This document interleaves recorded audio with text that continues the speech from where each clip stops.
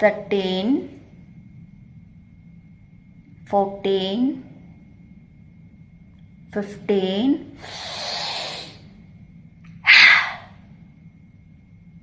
Down. ಚಿನ್ಮುದ್ರೆ ಧಾರಣೆ ಮಾಡ್ಕೊಳ್ಳಿ.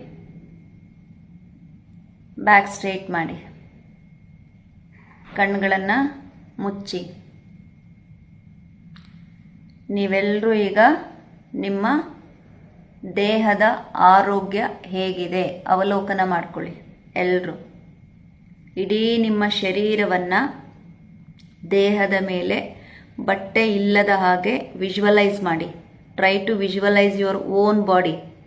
ಕಣ್ಣು ಮುಚ್ಕೊಂಡು ಬೇರೆ ಯಾವುದೋ ನಗ್ನ ದೇಹಗಳನ್ನು ಕಣ್ಮುಂದೆ ತಗೊಳ್ಳೋದಲ್ಲ. ಕಣ್ಣು ಮುಚ್ಕೊಂಡ್ರೆ ನಿಮ್ಮ ನಗ್ನ ದೇಹ ನಿಮ್ಮ ಕಣ್ಣಿಗೆ ಕಾಣಿಸ್ಬೇಕು. ಲುಕ್ ಅಟ್ ಯುವರ್ ನಗ್ನ ದೇಹ. ವಿವಸ್ತ್ರಧಾರಿಗಳಾಗಿ ನಿಮ್ಮ ದರ್ಶನವನ್ನು ನೀವು ಮಾಡ್ಕೊಳ್ಳಿ. ತಲೆಯಿಂದ ಕಾಲಿನ ಪಾದದವರೆಗೆ ಕಣ್ಣನ್ನು ಮುಚ್ಚಿ. ದೇಹ ಮತ್ತು ಮನಸ್ಸು ಎರಡರ ನಡುವೆ ಏನು ಬಾಂಧವ್ಯ ಇದೆ ಗಮನಿಸ್ಕೊಳ್ಳಿ. ಅವೆರಡರ ನಡುವೆ ಚರ್ಚೆ ನಡಿಬೇಕು. ಸಿಕ್ಕಲ್ಲೆಲ್ಲ ಈ ಡಯಟ್ ಪ್ಲಾನ್ಗಳು, ಇವಾಗೆಲ್ಲ ಯಾವಾಗಲೂ ಹೇಳ್ತಾ ಇರ್ತೀನಿ, ರೀಲ್ಸ್ ಕಾಲ ಬೇರೆ, ತರಾವರಿ ಟಿಪ್ಸ್ಗಳು, ತಪ್ಪೋ ಸರಿನೋ ಗೊತ್ತಿಲ್ಲ, ಸಿಕ್ಕಾಬಟ್ಟೆ ಎಕ್ಸಸೈಸ್ ರೀಲ್ಸ್ಗಳು ಸಿಗ್ತಾ ಇರುತ್ತೆ ಸೋಷಿಯಲ್ ಮೀಡಿಯಾದಲ್ಲಿ ಅಲ್ವಾ. ಅದ್ರ ಜೊತೆಗೆ ಬೇರೆ ಈ ಮಿಷಿನ್ಗಳ ಮಾರಾಟ ಬೇರೆ. ಇವಾಗ BP ಮಿಷಿನ್ಗಳು, ಶುಗರ್ ಚೆಕ್ ಮಾಡೋ ಮೀಟ್ರುಗಳು, ಮಾನಿಟರ್ಸು, ಉಪಕರಣಗಳು ಅಲ್ವಾ. ಈ ಜಾಹೀರಾತುಗಳ ಯುಗ ಈಗ ಕೈಯಲ್ಲೇ ಇದೆ. ಒಂದ್ರಿಂದೆ ನೋಡ್ತಾ ನೋಡ್ತಾ ನೋಡ್ತಾ ಇನ್ನೂ ನೀವು ಯಾರ್ದು ಮೈಂಡು ಈ BP ಶುಗರ್ ಈ ಕಡೆ ಎಲ್ಲ ಹೋಗಲೇಬಾರ್ದು. ಅಂದರೆ ನಿಮ್ಮ ಮೈಂಡ್ ಅದನ್ನೇ ಯೋಚನೆ ಮಾಡ್ತಾ ಇರುತ್ತೆ. ಅದೇ ನಿಮ್ಮ ದೇಹದಲ್ಲಿ ಆಗ್ತಾ ಇರುತ್ತೆ ಅಲ್ವಾ. ಅತಿಯಾಗಿ ನಿಮ್ಮ ಆರೋಗ್ಯವನ್ನು ಯಾರೂ ಮಾಪನ ಮಾಡ್ಕೊಳಕ್ಕೆ ಹೋಗಬೇಡಿ. ಹೇಗಿದೆ ಹಾಗೆ ಬಿಟ್ಬಿಡಿ. ಯಾರೆಲ್ಲ ಪ್ರತಿನಿತ್ಯ ಶುಗರ್ ಚೆಕ್ ಮಾಡ್ಕೊಳ್ಳೋದು, ಅವಾಗ ಹೋಗಿ ವೆಯ್ಟ್ ಚೆಕ್ ಮಾಡ್ಕೊಳ್ಳೋದು, ಅವಾಗ ಹೋಗಿ BP ಚೆಕ್ ಮಾಡ್ಕೊಳ್ಳೋದು, ಪ್ರತಿನಿತ್ಯ ಏನಾದರೂ ಒಂದು ಚೆಕ್ ಮಾಡ್ತಾ ಇರೋದು. ಇದಿದೆಯಾ ನೋಡೋಣ, ಇದೆಷ್ಟಿದೆ ನೋಡೋಣ, ಅದೆಷ್ಟಿದೆ ನೋಡೋಣ. ಅದೇ ನಿಮ್ಮೆಲ್ಲರಿಗೂ ದೊಡ್ಡ ವಿಲನ್. ನಿಮ್ಮನ್ನೆಲ್ಲರನ್ನೂ ಒಂದು ನೈಸರ್ಗಿಕ ಬದುಕಿನಿಂದ ದೂರ ತಳ್ತಾ ಇರೋವಂತಹ ಒಂದು ವಿಲನ್.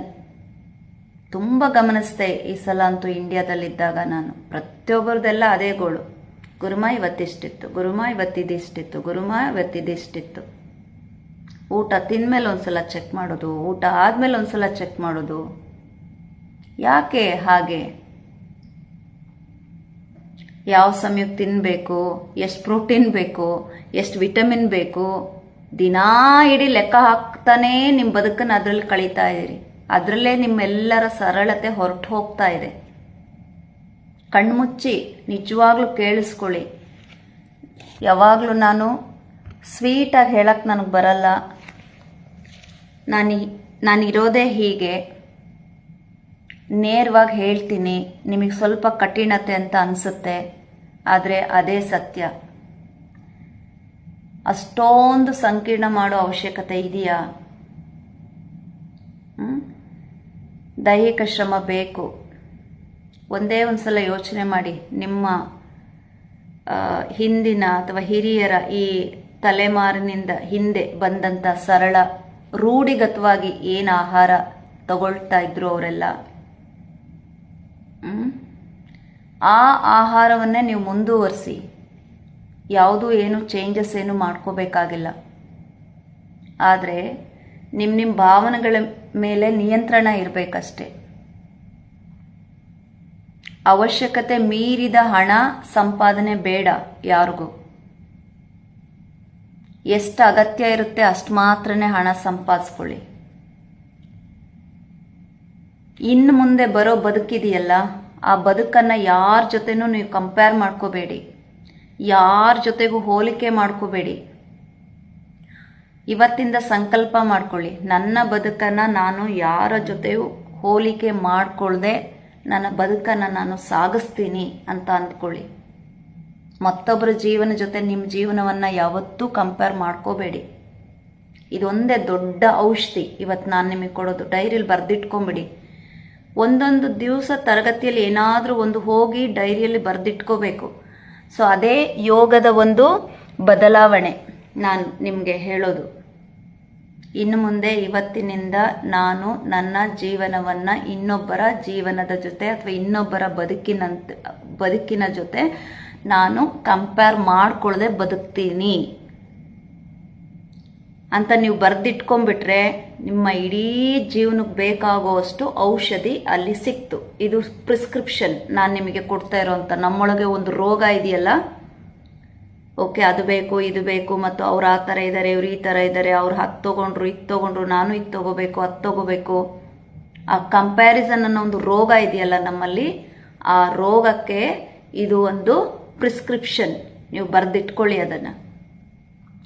ಇದೆಲ್ಲದರ ನಡುವೆ, ಈ ಪ್ರಿಸ್ಕ್ರಿಪ್ಷನ್ ನಡುವೆ ಯೋಗ ಒಂದನ್ನು ಅಡಾಪ್ಟ್ ಮಾಡ್ಕೊಳ್ಳಿ. ಯೋಗ ಬರೀ ದೇಹವನ್ನು ಬಲಪಡಿಸೋದಕ್ಕೆ ಮಾತ್ರ ಅಲ್ಲ. ಅದು ಏನು ಮಾಡುತ್ತೆ ಅಂದರೆ ಪ್ರಕೃತಿ ಜೊತೆಗೆ ಒಂದು ರಿದಮ್ ರೀತಿನಲ್ಲಿ ನಿಮ್ಮನ್ನು ಸೇರಿಸ್ಕೊಳ್ತಾ ಹೋಗುತ್ತೆ, ಅಂದರೆ ಕನೆಕ್ಟ್ ಮಾಡ್ಕೊಳ್ತಾ ಹೋಗುತ್ತೆ. ಅಂದರೆ ಪ್ರಕೃತಿ ಜೊತೆ ನಮ್ಮನ್ನು ನಾವು ಕನೆಕ್ಟ್ ಮಾಡ್ಕೊಳ್ಳೋದಕ್ಕೆ ಯೋಗ ನ್ಯಾಚುರಲ್ ಆಗಿ ನಮಗೆ ಸಹಾಯ ಮಾಡುತ್ತೆ. ಯಾಕೆ ಅಂದರೆ ಯೋಗವನ್ನು ಮಾಡುವಾಗ ಕೆಲವೊಂದು ವೇಳೆ ವೇಗವಾಗಿ ಉಸಿರು ಮಾಡ್ತೀವಿ, ಕೆಲವು ವೇಳೆ ವೇಗವಾಗಿ ಮಾಡೋದು ನಿಮ್ಮ ಬಾಡಿಯನ್ನು ಡಿಟಾಕ್ಸಿಫಿಕೇಶನ್, ಅಂದರೆ ಟಾಕ್ಸಿನ್ಸ್ ಅಂಶ ಎಲ್ಲ ಹೊರಟೋಗ್ಲಿ ಅನ್ನೋ ಉದ್ದೇಶದಲ್ಲಿ. At the end of the yoga ನಿಮ್ಮನ್ನು ಕೂರಿಸ್ಬಿಟ್ಟು ನಿಧಾನಗತಿಯಲ್ಲಿ ಶ್ವಾಸ ಮಾಡಿ ಅಂತ ಹೇಳ್ತೀನಿ. ಅಂದರೆ ನೀವೆಷ್ಟು ನಿಧಾನವಾಗಿ ಶ್ವಾಸವನ್ನು ಮಾಡ್ತಾ ಹೋಗ್ತಿರೋ ನಿಮ್ಮ ಮನಸ್ಸು ಕೂಡ ಅಷ್ಟೇ ಶಾಂತವಾಗ್ತಾ ಹೋಗುತ್ತೆ. ಆ ದೇಹದ ಒಳಗೆ ಏನೆಲ್ಲ ನಮಗೆ ಆಸೆ ಆಕಾಂಕ್ಷೆಗಳಿದೆ ಅಲ್ಲ, ಅವನ್ನೆಲ್ಲ ಏನು ಮಾಡುತ್ತೆ, ಒಂಥರ ಫೈನ್ ಟ್ಯೂನ್ ಮಾಡ್ತಾ ಹೋಗುತ್ತೆ. ಓಕೆ, ಅಂದರೆ ಮನುಷ್ಯ ಮನಸ್ಸಿನಿಂದ ದೇಹವನ್ನು ಕೇಳಿಸ್ಕೊಳ್ಳೋದಕ್ಕೆ ಸ್ಟಾರ್ಟ್ ಮಾಡ್ತಾನೆ. ಎಲ್ಲಿವರೆಗೂ ನಮ್ಮ ಶ್ವಾಸ ಕೇಳಿಸ್ತಾ ಇದೆ ಅಲ್ಲ ಎಲ್ಲರಿಗೂ, ಎಲ್ಲಿವರೆಗೂ ನಮ್ಮ ಶ್ವಾಸ ನಿಧಾನವಾಗಿ ಇರಲ್ವೋ ಅಲ್ಲಿವರೆಗೂ ಅವನು ಕಂಪ್ಯಾರಿಸನ್, ಆಕರ್ಷಣೆ, ಚಂಚಲತೆ ಇವಕ್ಕೆ ಒಳಗಾಗಿರ್ತಾನೆ. ದೇಹದ ಮಾತು ಕೇಳಬೇಕು. ಯಾವಾಗ ನೀವು ದೇಹದ ಮಾತನ್ನು ಕೇಳಕ್ಕೆ ಶುರು ಮಾಡ್ತೀರೋ, ದೇಹ ಮಾತಾಡ್ತಾ ಇದೆ ನೀವು ಕೇಳ್ತೀರಾ, ಕೇಳಕ್ಕೆ ಶುರು ಮಾಡ್ತೀರೋ, ಆಗ ಬೈ ಇಟ್ ಸೆಲ್ಫ್ ಇದಕ್ಕೆ ಗೊತ್ತಾಗತ್ತೆ ಯಾವಾಗ ತಿನ್ನಬೇಕು, ಎಷ್ಟು ನಿದ್ರೆ ಮಾಡಬೇಕು, ಮತ್ತೆ ನಿಮ್ಮ ದೇಹಕ್ಕೆ ಯಾವ ಭಾವನೆ ಕಾಡ್ತಾ ಇದೆ. ಸೆಲ್ಫ್ ಮೋಟಿವೇಶನ್ ಕಾಡ್ತಾ ಇದೆಯಾ, ಪ್ರೀತಿ ಕಾಡ್ತಾ ಇದೆಯಾ, ಕಾಮ ಕಾಡ್ತಾ ಇದೆಯಾ, ಮೋಹ ಕಾಡ್ತಾ ಇದೆಯಾ, ಲಾಭ ಕಾಡ್ತಾ ಇದೆಯಾ, ಅಲ್ಲಿ ಮದ ಇದೆಯಾ, ಮತ್ಸರ ಇದೆಯಾ ಅನ್ನೋದು ನಿಮಗೆ ಕರೆಕ್ಟಾಗಿ ಅರ್ಥ ಆಗ್ತಾ ಹೋಗುತ್ತೆ. ಈಗ ಈ ಸಿಚುವೇಶನಲ್ಲಿ ಕಾಮ ಯಾವುದು, ಮೋಹ ಯಾವುದು, ಪ್ರೀತಿ ಯಾವುದು, ಮತ್ಸರ ಯಾವುದು, ದ್ವೇಷ ಯಾವುದು, ಹೊಟ್ಟೆ ಉರಿ ಯಾವುದು, ಹೊಟ್ಟೆ ಕಿಚ್ಚು ಯಾವುದು ಏನೂ ಗೊತ್ತಿಲ್ಲ, ಗೊತ್ತಾಗೋದು ಇಲ್ಲ. ಅದೇ ನೀವು ಯೋಗ ಯಾಕೆ ಮಾಡಿ ಅಂತ ಹೇಳ್ತೀವಿ ಅಂದರೆ ಇದನ್ನೆಲ್ಲ ಅರ್ಥ ಮಾಡಿಸ್ತಾ ಹೋಗುತ್ತೆ. ದೇಹವನ್ನು ಕಾಡುತ್ತಿದ್ದಂತಹ ಎಲ್ಲ ಭಾವನೆಗಳು ಯಾವ್ಯಾವು, ಯಾವ ಭಾವನೆ ಈ ದೇಹವನ್ನು ಕಾಡ್ತಾ ಇದೆ ಅಂತ ನಿಮಗೆ ಅರ್ಥ ಮಾಡ್ಕೊಳ್ತಾ ಹೋಗುತ್ತೆ. ಸಾಧ್ಯ ಆದಷ್ಟು ನೀವು ನ್ಯಾಚುರಲ್ ಆಗಿ ವಾಕ್ ಮಾಡೋದನ್ನು ಕಲೀರಿ. ಎಲ್ಲಾದರೂ ಒಂದು ಲಿಫ್ಟ್ ಸಿಕ್ತು ಅಂದರೆ ಟಕ್ಕಂತ ಲಿಫ್ಟಿಗೆ ಹೋಗ್ತೀರಿ, ಸ್ಟೆಪ್ಸ್ ಹತ್ತಿ ಇಳಿರಿ. ಟೆನ್ಷನ್ ಕಡಿಮೆ ಆಗುತ್ತೆ. ನಮ್ಮಲ್ಲಿರುವಂತಹ ಭಾವೋದ್ವೇಗಗಳು ಸಮತೋಲನಕ್ಕೆ ಬರುತ್ತೆ. ಇವೆಲ್ಲ ಯಾವ್ದು ಮಾಡಿಕೊಡುತ್ತೆ, ಎಲ್ಲಿಂದ ಆಗತ್ತೆ ಅಂದರೆ ಯೋಗದಿಂದ ಆಗತ್ತೆ. ಯಾಕೆ ಇದನ್ನು ಹೇಳಿದೆ ಅಂದರೆ, ನೀವು ಕೇಳಿದ್ರಿ ಒಬ್ರು ಹೆಣ್ಮಗಳು ಯಾವಾಗಲೂ ಯೋಗಿಕ್ ಲೈಫ್ ಯೋಗ ಜೀವನ ಅಳವಡಿಸ್ಕೊಳ್ಳಿ ಅಂತ ಹೇಳ್ತಿರ್ತೀರ ಗುರುಮ್ಮ. ಯೋಗಿಕ್ ಲೈಫ್ ಅಂದರೆ ಏನು ಅಂತ ಈಗ ನಾನು ಹೇಳದ್ನಲ್ಲ, ಇದು ಯೋಗದ ನಿಜವಾದ ಜೀವನ ಶೈಲಿ. ಓಕೆ, ಸೊ ಏನೇ ಇದ್ರೂ ಕೂಡ ಎಲ್ರಿಗೂ ಒಂದು ಮಂತ್ರ ಹೇಳ್ಕೊಡ್ತೀನಿ. ಅಥವಾ ನಾವು ಕೇಳಿದ್ವಿ ಏನು, ಸ್ವಸ್ಥ ಜೀವನ, ಯೋಗದಿಂದ ಸ್ವಸ್ಥ ಜೀವನ ಅಂತ ಅಂದರೆ ಏನು ಅಂದರೆ, ಮೈ ಬೆವರು ಬರೋ ಹಾಗೆ ನಾವು ಮಾಡೋ ಕೆಲಸವನ್ನು ಬೆವರು ಸುರಿಸಿ ಮಾಡಬೇಕು, ದುಡಿಬೇಕು.